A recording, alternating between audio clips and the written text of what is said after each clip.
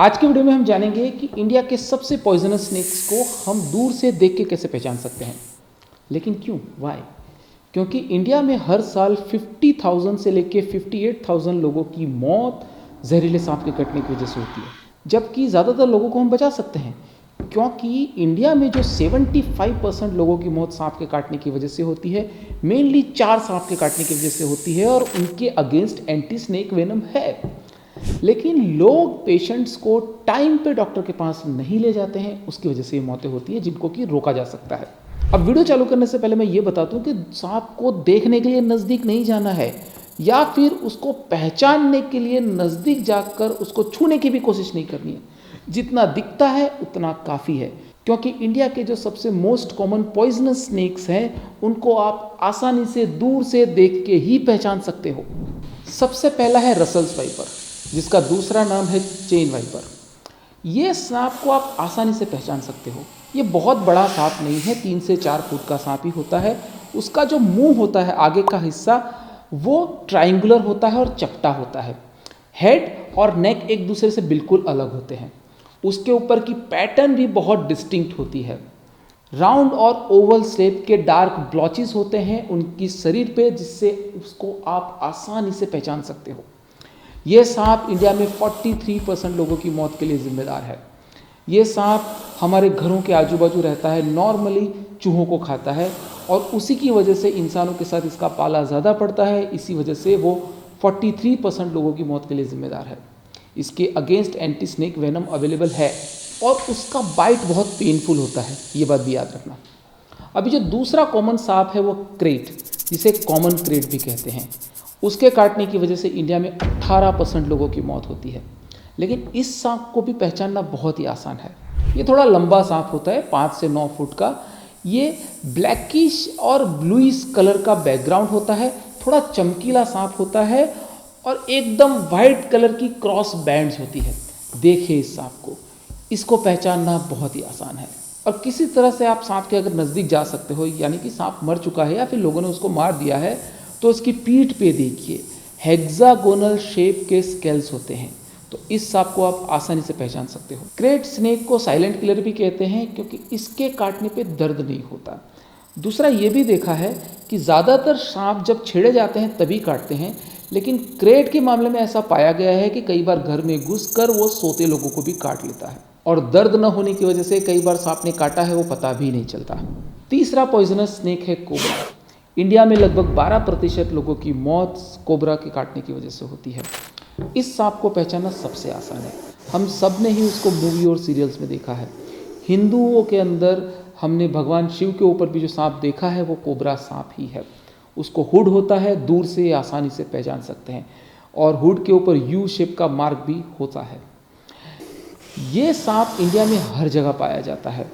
कश्मीर और आसाम के ऊंचे इलाके छोड़कर ये हर जगह अवेलेबल है।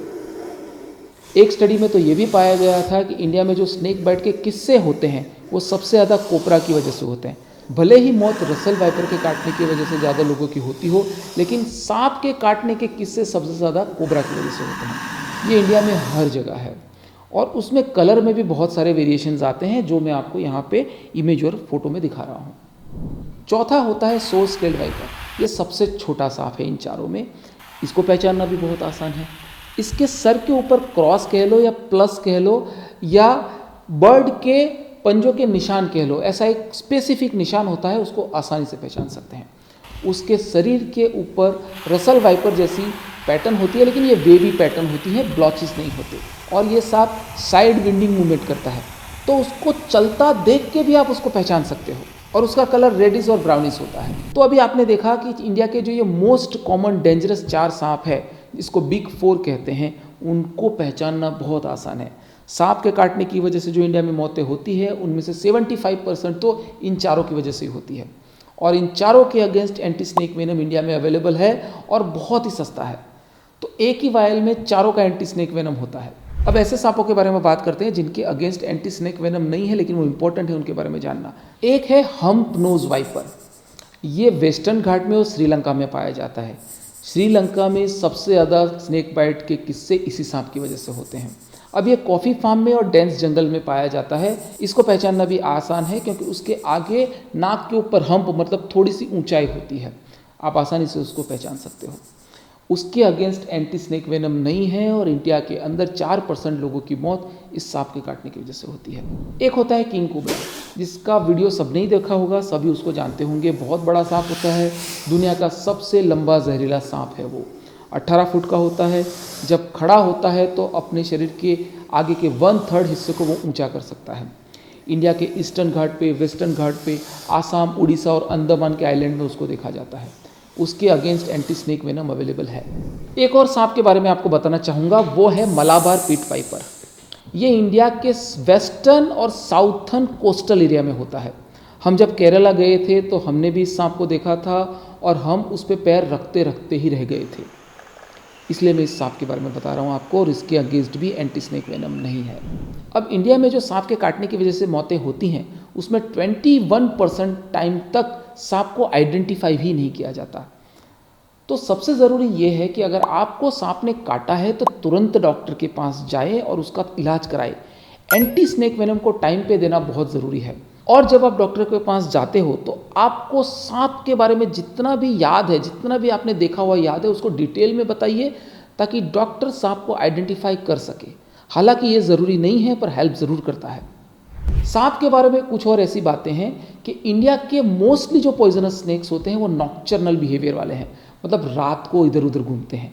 दिन के टाइम पे वो छुपे रहते हैं और ज़्यादातर सांप छेड़े बिना काटते नहीं हैं। तो घबराने की ज़रूरत नहीं है, लेकिन इन्फॉर्मेशन रखना बहुत ही ज़रूरी है।